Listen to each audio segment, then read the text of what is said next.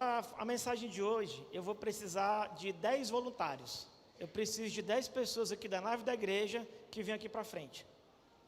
10. 10 pessoas, bora?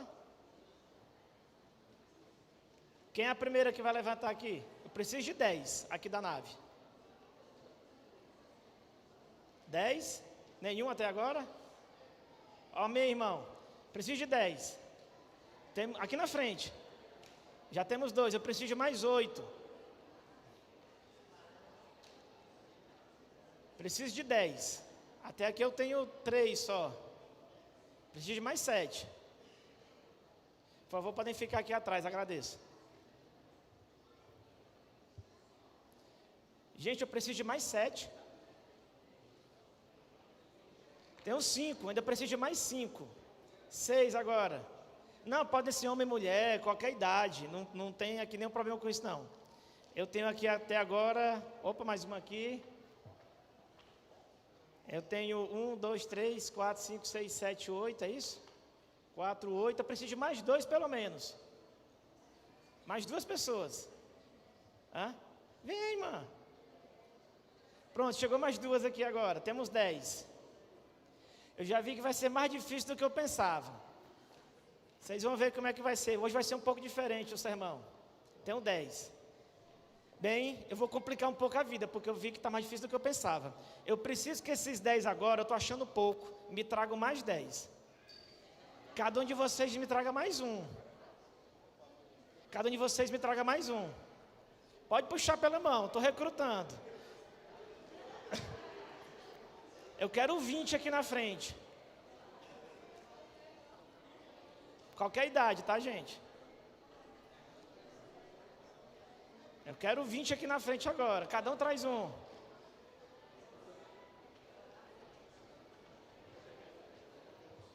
A mensagem de hoje precisa das pessoas que eu vou trazer aqui para frente. Sem as pessoas, vocês não vão entender a mensagem de hoje. Temos 20?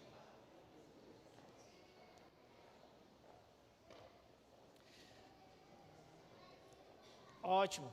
Eu vou complicar mais um pouco. Eu quero que cada um dos 20 traga mais um.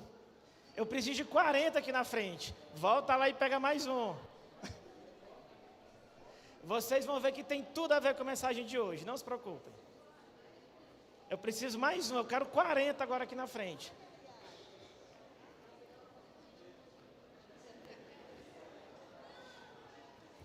Contato visual. Fez contato visual, pode subir.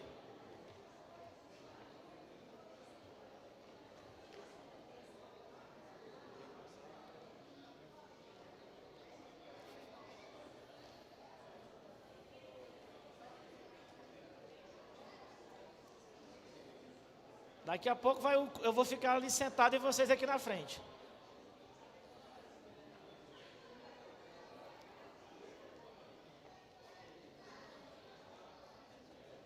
Olha meus 40 formando aqui, ótimo.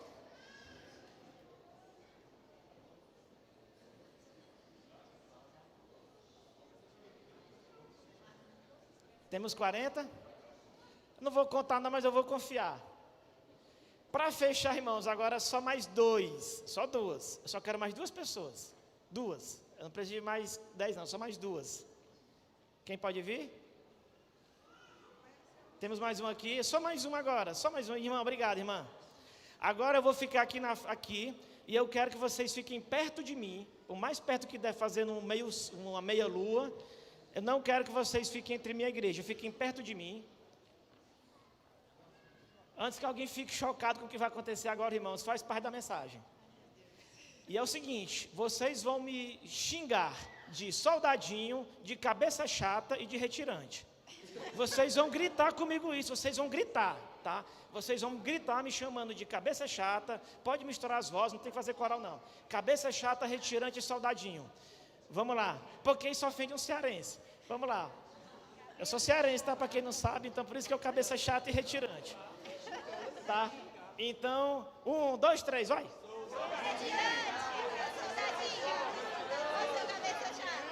Pronto. Jô Soares, parou? Vocês ainda estão muito simpáticos. Eu quero que vocês gritem esse agora com um tom de raiva e de ameaça. 1, 2, 3.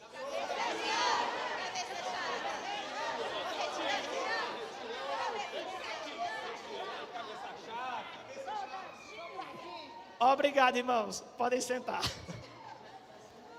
Eu acho que ficou fácil gravar essa imagem. Vocês gravaram bem essa imagem, ela vai fazer parte desse sermão. Muito obrigado a todos.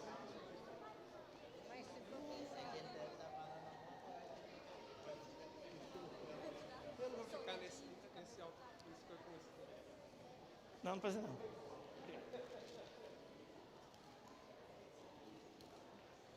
O nosso sermão hoje, parte da mensagem dele está no capítulo de 2 Reis, capítulo 2. Eu vou fazer uma longa leitura, mas ela é importante para a contextualização da história. Então, podem abrir suas Bíblias em 2 Reis, capítulo 2. Eu vou ler aqui a passagem bíblica, mas eu vou ler com alguns comentários, só para contextualizar o que está acontecendo. Quando estava o Senhor para tomar Elias ao céu, por um redemoinho, Elias partiu de Gilgal em companhia de Eliseu. E disse Elias a Eliseu: fica-te aqui. 2 Reis 2, tá? Fica-te aqui porque o Senhor me enviou a Betel. E respondeu Elias: tão certo como vive o Senhor e vive a tua alma, não te deixarei. E assim descer a Betel. Contexto rápido. Profeta Elias é aquele profeta que enfrentou centenas de profetas de Baal, enfrentou Acabe, enfrentou Jezabel, é um dos grandes profetas da palavra de Deus, um dos grandes profetas. E não apenas um grande profeta, um grande professor. E ele tinha como principal discípulo Eliseu. E nesse momento a gente tem aqui Elias, a quem já tinha sido avisado que ele não iria sofrer de morte, tá? Foi das pouquíssimas pessoas da Bíblia que não morreram, e ia subir ao céu, Deus ia tomá-lo. E Eliseu já estava naquele clima de despedida com Elias.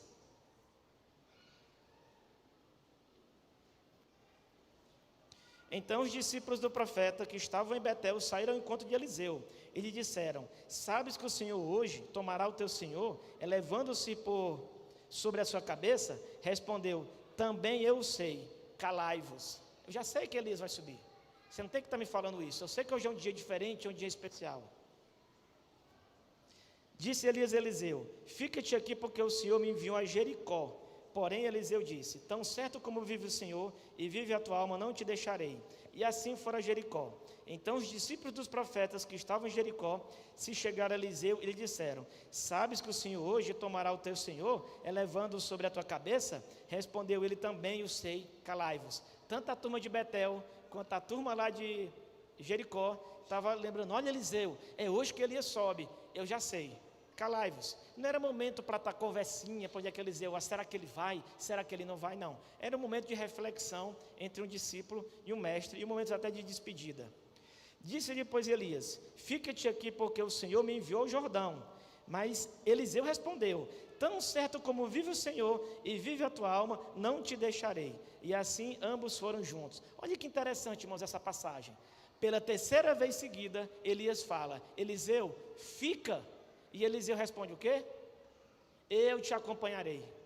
Seja lá qual for a tua missão, mestre, eu te acompanharei.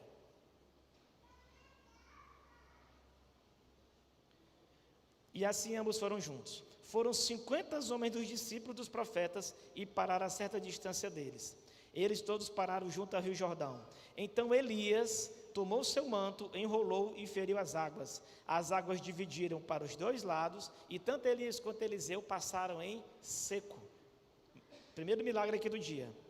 Havendo eles passado, Elias disse a Eliseu: pede-me o que queres que eu te faça, antes que eu seja tomado de ti. Disse Eliseu: peço-te que me toque por herança, porção dobrada do teu espírito. Tornou-lhe Elias e disse a Eliseu: dura coisa pediste, todavia se me vires quando for tomado de ti, assim te fará. Porém, se não me vires, não se fará. Irmãos, esse não era um discípulo qualquer. Eliseu não apenas seguia o mestre aonde ele fosse. Ele disse: Senhor, eu sei que tu vai ascender aos céus, e eu só te peço uma coisa. E Elias, reconhecendo aquele jovem tão fiel, tão fervoroso na fé, Elias disse: pede-me o que tu quiseres. E ele respondeu: eu peço carga dobrada do teu espírito. Irmãos, e Elias respondeu: olha, você não sabe o que você está pedindo. Mas vamos fazer o seguinte: se Deus permitir que você me veja ascendendo ao céu, é porque você vai receber essa carga, você vai receber a minha tarefa, você vai receber a minha missão. Mas se você não vê, é porque Deus não te escolheu para ser esse novo profeta aqui, profeta principal de Israel. Indo eles andando e falando, eis que um carro de fogo com cavalos de fogo os separou um do outro. E Elias então subiu ao céu no redemoinho. E vendo isso, Elias clamou: meu pai, carros de Israel e seus cavaleiros, e nunca mais o viu. E tomando as suas vestes, rasgou-as em duas partes. Aqui a gente tem a despedida do Eliseu. Primeira despedida do seu mestre, uma pessoa tão querida do seu professor, seu tutor. Mas ele também sabia naquele momento que agora ele assumia o papel que Elias durante anos e anos enfrentou bravamente. Irmãos, só para dar uma ideia do peso que era ser um profeta, alguém aqui já teve que, não precisa comentar, mas eu imagino que muitos aqui em algum momento tiveram que dar uma mensagem dura, uma mensagem difícil, uma mensagem chata, uma mensagem incômoda para alguém. E dependendo do caso, você tinha até medo de dar aquela mensagem. Avisar para o seu chefe que uma situação ruim estava acontecendo. E talvez você tenha tido até medo da represália.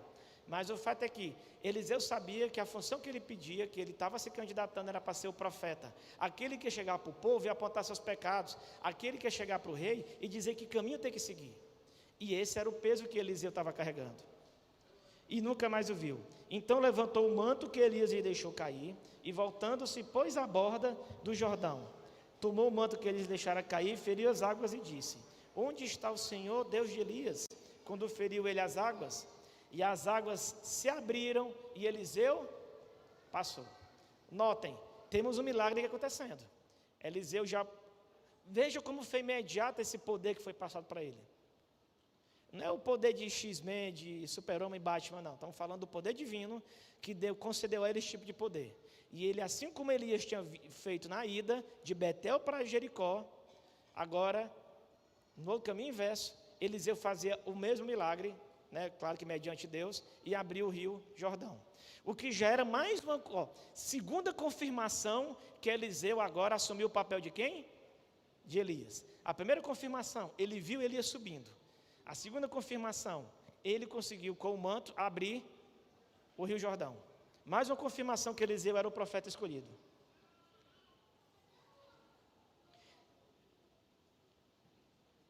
Vendo, pois, os discípulos dos profetas que estavam de frente em Jericó, disseram: o espírito de Elias repousa sobre Eliseu. Os profetas reconheceram essa passagem de bastão. Vieram ao encontro e se prostraram diante dele em terra.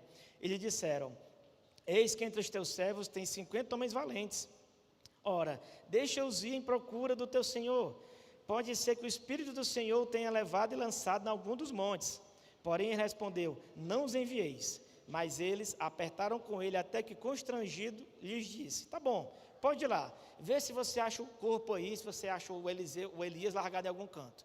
E esses homens foram, procuraram, voltaram para ele, pois permaneceram de só, e disseram: não achei. Então Eliseu falou: não disse que não era nem para procurar? Eu disse para vocês que ninguém ia achar. Então, os homens da cidade de Jericó disseram a Eliseu: eis que bem situada é essa cidade, como vê o meu senhor, porém as águas são más e a terra é estéril. Ele disse: trazei-me um prato novo e ponde nele sal. E lhe trouxeram. Então saiu ele ao manancial das águas e deitou sal nele. E disse: assim disse o Senhor: tornei saudáveis estas águas, não procederá daí morte nem esterilidade. Ficaram, pois, saudáveis aquelas águas até o dia de hoje, segundo a palavra que Eliseu lhe tinha dito. Olha mais uma confirmação. Eliseu viu... Primeiro, Eliseu podia acompanhar Elias. Era uma pessoa bem vista, era um amigo pessoal. Eliseu viu Elias subir aos céus. Eliseu já tinha feito um primeiro milagre, claro que Deus que deu esse poder, para abrir as águas do Jordão. Agora, Eliseu pega um rio e descontamina. Gente, para a gente ter uma ideia do que é isso, uma cidade como São Paulo gasta 15, 20 anos, não sei quantas centenas de milhões de reais, para tentar despoluir um rio. E Eliseu, com um pratinho com sal, tornou águas amargas em águas doces. E segundo o que a palavra falava, até os dias do autor do livro de Reis, aquelas águas ainda estavam limpas. E guardem essa informação, eu vou recuperar lá na frente no culto. Qual era a cidade que aconteceu esse milagre? Qual é a cidade? Jericó. Guardem essa informação que ela é muito importante. Então subiu dali a Betel, Eliseu, e indo ele pelo caminho, uns rapazinhos saíram da cidade e zombavam dele e diziam: sobe calvo, sobe calvo. Virando-se para trás, viu-os amaldiçoou em nome do Senhor. Então 2 ursas saíram do bosque e despedaçaram 42 deles. Dali foi ele para o Monte Carmelo, de onde voltou para Samaria. Irmãos, quantos rapazes foram mortos aqui nesse momento? Quantas pessoas tinham em pé aqui em cima? Alguém contou? Eu chamei 10. Depois eu pedi para dobrar os 10, virou 20. Depois eu pedi para os 20 dobrar e viraram 40. E depois eu pedi mais quantos? 2. Quantas pessoas tinham aqui atrás? 42. Eu só queria ter uma pequena amostra do que aconteceu naquele dia. Essa passagem, inclusive, é uma passagem muito polêmica, é uma passagem que exige muito cuidado. É muito comum cristãos usar essa passagem para dizer que Deus é mau, que Deus é vingativo, que Deus é muito rigoroso. Irmãos, algumas coisas importantes sobre essa passagem aqui. Primeiro, eram 42 rapazes. Só para ter uma ideia, o profeta Jeremias, se eu não me engano, eu esqueci agora qual foi o nome do profeta, desculpe, mas houve um profeta que foi chamado para a missão e ele tinha 28 anos de idade. A mesma palavra usada nesse texto bíblico é usada para esse profeta. Então, rapazes, na verdade, é como se fossem jovens solteiros. Talvez tivesse criança ali, rapazinho, mas haviam homens maiores. Mas onde eu quero chegar é o seguinte, irmãos. Eram quantos? 42. Olha que interessante. O profeta vinha no caminho dele e 42 rapazes, note, 42 foram os que morreram. Talvez tenha tido mais outro tanto que escapou das russas e a Bíblia não relata. 42 foram os que morreram. Então vocês tiveram uma amostra grátis aqui do que é 42 pessoas cercando um homem. Claro que aqui ninguém iria me xingar, iria me falar outras palavras de baixo calão, mas eles me chamaram de quê mesmo? Vamos relembrar? Retirante, cabeça chata e o que mesmo? Sabe por que eu usei essas palavras? Porque 2 delas, o retirante e o cabeça chata, eram uma ofensa a quem? A mim. Agora, soldadinho, era uma ofensa a mim apenas? Era uma ofensa a quem? Alguém pode falar aí? Aos desbravadores. É ou não é uma ofensa aos desbravadores? É ou não é uma ofensa ao ministério dos desbravadores? É ou não é? O ministério que cuida de jovens e adolescentes. E digo mais, tá? Vou dar uma dica. Não cuida só dos meninos não, tá? Cuida da gente que é grande também. Por que eu fiz essa encenação aqui? Para vocês terem uma ideia do que aconteceu naquele dia. 42 rapazes saíram da cidade de Betel, desceram até uma estrada. Claro que aqui foi combinado, tá, gente? Isso aqui eu convidei vocês e tal. Mas 42 rapazes. Outra perguntinha sobre o contexto de hoje. Eu quero perguntar para os 10 que vieram. Aliás, deu ou não deu trabalho para mim juntar esses 42 aqui em cima? Deu trabalho para mim? Deu trabalho? Deu. Eu tive que chamar 10 aqui. Demorou para vir 10. Aí eu falei, ó, puxa mais 10, puxa mais 20 e vem mais 2. Deu trabalho ou não deu? Mas essas pessoas fizeram o que eu pedi. Foram lá e chamaram as 42, tá? Então, juntar 42 jovens, alguém se deu o trabalho de casa em casa para falar, olha, o profeta Eliseu está vindo lá pela estrada, vamos lá tirar onda com a cara dele, vamos lá zombar da cara do profeta. Porque do mesmo jeito que eu chamei vocês aqui para ajudarem-me nesse sermão, e foi uma ajuda que vocês fizeram, naquele dia teve gente bagunceira, teve gente desordeiro bastante, para se dar o trabalho de casa em casa, chamar 42 pessoas, pelo menos, para descer uma estrada, para chegar para o profeta e gritar, sobe, sobe, calvo. Gente, se você estiver andando na rua e descer 42 pessoas para cima de você, te chamando por apelido e zombando da sua obra, Você vai me dizer que isso é uma brincadeira? Alguém pode falar que isso é brincadeira? E vamos mais longe um pouco. Quando chamaram o profeta de calvo, quem estava sendo zombado, quem era? Era o profeta. Mas quando aqueles jovens gritaram, sobe calvo, havia uma ofensa ao próprio Deus, ao ministério de Eliseu e a toda a obra que ele estava fazendo. Sabe como é que eu provo isso para vocês? Por que eles gritaram, sobe calvo? Porque em Betel já tinha chegado a notícia, tanto é que a palavra confirma pelos profetas, pelos discípulos, já tinha chegado a notícia de que Elias tinha sido o quê? Arrebatado para o céu. Aqueles jovens gritaram, sobe calvo, como quem diz, ei, tu que é o novo Elias, tu que é o substituto de Elias, mostra teu poder, sobe. Sabe onde aconteceu na Bíblia isso também? No deserto. O que foi que Satanás falou para Jesus? Se tu é o Filho de Deus, faz uma oração para ir, que ele vai te trazer pão, vai te trazer glória, vai te trazer descanso, vai te trazer água. Aquilo era uma oferta amiga, irmãos? Não, era zombaria. Quer ver outra passagem dessa? Agora estou esquecendo agora, desculpa. Mas assim, esses rapazes, eles não estavam lá brincando. Não era brincadeira inocente de criança. Tanto eu provo isso, que quando Jesus estava pregando, e um monte de criança começou a partir para cima dele, o que foi que ele falou? Deixai vir a minhas... Com certeza os meninos estavam fazendo bagunças de criança. Até que os profetas falaram o quê? Senhor, deixa eu tirar esses meninos daqui que eles estão bagunçando tudo. Não foi o que eles falaram? Jesus falou, deixa eu vir a minhas criancinhas. Esses 42 rapazes não eram crianças brincando no parque.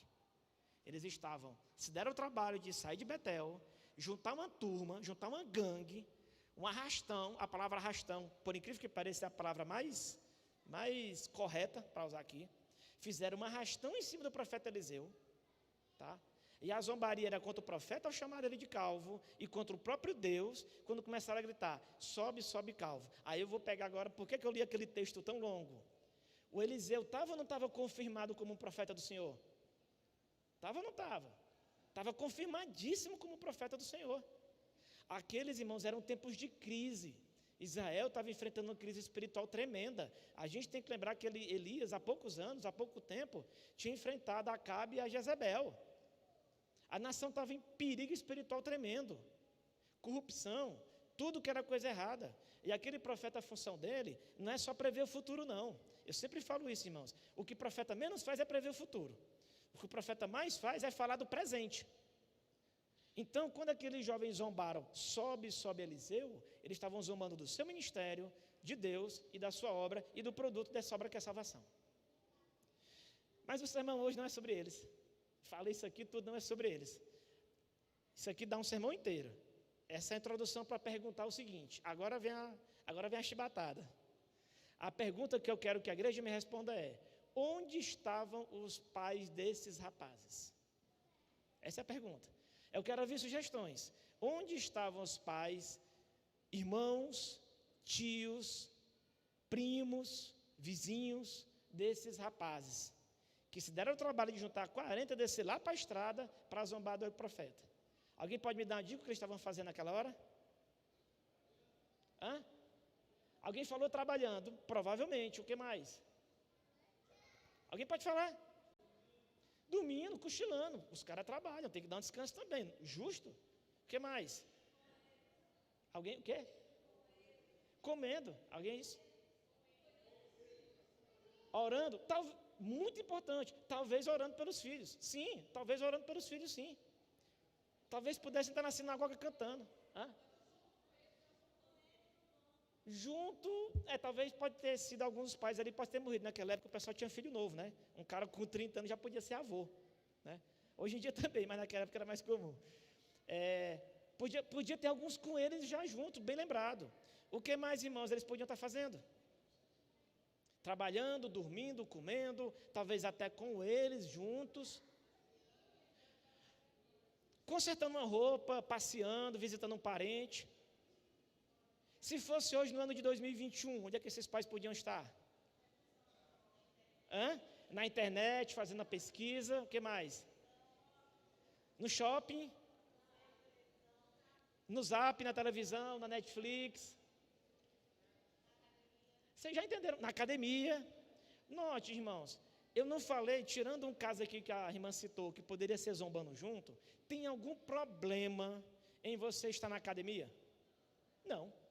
Tem algum problema em você estar dormindo o sono dos justos? Não. Tem algum problema em você estar comendo, trabalhando, talvez ensaiando no coral ou então na distribuição de livro? Claro que não tem problema nenhum, gente. Essas coisas que eu estou falando não tem problema. Mas eu vou fazer de novo essa pergunta. Onde estavam os pais daqueles pais, irmãos, primos, vizinhos, tios, avós daqueles 42 rapazes? Eu não sei onde eles estavam naquela hora, mas eu sei o que eles estavam fazendo naquela noite. O quê? Chorando. Eu não sei o que eles estavam fazendo naquele dia, eu não sei. Provavelmente coisas que pais fazem, coisas normais de adultos. Mas de noite eu garanto para vocês que aquela cidade de Betel estava chorando. O Brasil inteiro chorou ano passado porque 10 rapazes foram assassinados cruelmente dentro de uma escola. Ontem o Brasil estava chorando porque 11 pessoas, eu não sei como é que está a contagem hoje, eu não acompanhei depois a notícia, 11 pessoas ontem morreram queimadas no hospital que incendiou no Rio de Janeiro. E eu estou falando de um país com 200 milhões de pessoas. E aquela cidade que devia ter 10 mil pessoas, 5 mil, que eram cidades pequenininhas, perdem pelo menos 42 jovens no dia. Eu não sei o que aqueles pais faziam de dia, mas eu sei o que aqueles pais fizeram de noite. Eles estavam chorando. Muito.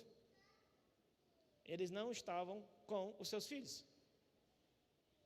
Eles não estavam com os seus filhos. E lembrando, e não é só o filho não, é sobrinho, é vizinho de porta, é tio, é neto. E eu vou, gente, olha como eu vou complicar a coisa. Eu pedi para guardar essa informação. Qual foi a cidade que talvez horas ou dias antes, Eliseu tinha ido e curou as águas? Qual era o nome da cidade? Jericó. Vamos lembrar, Jericó, ela é conhecida mais pelo quê? Pelas muralhas que foram derrubadas. O povo judeu chegou naquela região e encontrou a cidade ímpia de Jericó. E Deus fez falou alguma coisa sobre Jericó. Além de ter derrubado a cidade, Deus fez uma maldição em cima de Jericó. Alguém podia lembrar qual era? Quem reconstruísse aquela cidade seria o quê? Amaldiçoada. A cidade era amaldiçoada de Jericó, tamanho os pecados que ela tinha. Entretanto, naquela cidade amaldiçoada, naquele dia, Eliseu trouxe o quê? Uma bênção. Ele curou a água daquela região. Apesar da cidade ser amaldiçoada, Eliseu levou para aquela cidade o quê? Uma bênção. Poucos dias, horas depois, eu não sei quanto tempo levou de um fato para o outro, ele chega lá em Betel, esses meninos atacam Eliseu, é muito importante vocês entenderem, atacaram Eliseu e atacaram o próprio Deus. Deus é um Deus de bondade, Deus é um Deus de amor, Deus é um Deus de misericórdia, mas Deus é um Deus de justiça também. Dito isto, a cidade que eles estavam, qual era? Alguém lembra? Betel. Sabe o que significa Betel? Eu fiquei chocado quando eu estava revendo a lição ontem, esse culto. Casa de bênção. Betel era uma das cidades mais importantes de Israel. Depois de Jerusalém, talvez Betel fosse a cidade mais importante no sentido espiritual de Jerusalém, de Israel. Betel significava casa de bênção. Betel tinha hospedado Abrão. Betel tinha hospedado o templo, a arca. E agora, naquela cidade chamada... Já imaginou você morar na cidade chamada Casa de Bênção? E o povo judeu era cheio desses orgulhos, tá? Olha aqui, a gente também. Aqui, não sei quanto tempo atrás, o nosso pai Abrão ficou. E ele abençoou essa terra aqui, Betel. Aqui é casa de bênção. Aqui é a terra abençoada. E no lugar abençoado, 42 rapazes são amaldiçoados, não pelo que eles são, mas pelo que eles fizeram. E naquela noite, como eu já citei antes, a cidade inteira pranteou. 42 rapazes morreram. E eu volto à pergunta, onde eles estavam? Mas eu estou na igreja adventista, meu filho está estudando no SEAMA, o meu filho tem professores assim, assim, assado. Betel era a casa de bênção. Era a casa de bênção. E Jericó, que era a cidade amaldiçoada, recebeu uma bênção naquela época lá. Então, irmãos, por que esse sermão é tão duro? E eu estou sentindo isso cada vez mais, porque todo mundo aqui deve saber, eu tive uma filha agora, fez 10 meses essa semana passada, e eu estou sentindo também essa responsabilidade. Nós somos responsáveis pelos nossos. Eu vou fazer uma coisa rápida. Eu peço que nesse momento, cada um olhe para a pessoa ao seu lado. Estou olhando aqui para as pessoas aqui que estão na plataforma. Olhe para a pessoa ao seu lado. Tanto faz se é parente ou não. E você vai falar uma frase que é duríssima, muito dura, não dura para a pessoa que vai ouvir, mas para você que está falando. A gente tem estudado isso na escola sabatina desse trimestre. Eu quero que você fale para essa pessoa: eu sou responsável por você. Eu sou responsável por vocês. Falem uns para os outros aí.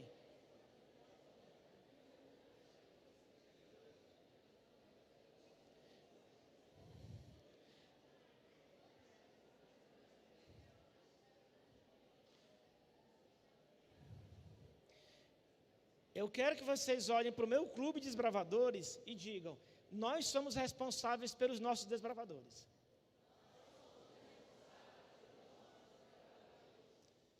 Eu quero que você fale também mais uma palavrinha: eu sou responsável pela minha família. Mas ele mora na Paraíba, está nos Estados Unidos, está na África. Eu sou responsável? Para a gente fechar esse bloco, eu quero que vocês falem: eu sou responsável por Brasília.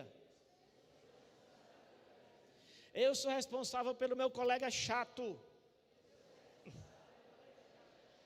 Eu sou responsável por aquele cara que está me devendo dinheiro e não vai pagar nunca. Eu sou responsável pelo fofoqueiro que me cerca. Irmãos, é duro. É fácil ser responsável porque a gente gosta. Ontem mesmo teve uma situação engraçada lá em casa. Chegou a prima da minha mulher com a amiga dela, e enquanto ela estava lá em casa, ficaram sabendo que um menino de 7 anos, o sobrinho da amiga da minha prima, tinha desaparecido, e todo mundo desesperado. A minha esposa Raquel sentou com a família, fez uma oração. Não deu 5 minutos, o menino apareceu. Estava jogando videogame na casa de alguém. A bênção já é uma bênção, né? Mas a parte engraçada é a seguinte: a tia falou: ah, seu safado. 2 minutos antes, estava toda preocupada: cadê meu anjinho, cadê meu querido? Foi achar, danado aquele menino lá. Irmãos, nós somos responsáveis pelas nossas pessoas. Tem uma passagem também que eu não posso deixar de ler. Eu vou só citar porque o tempo já está avançado, já explodiu um pouco o meu tempo.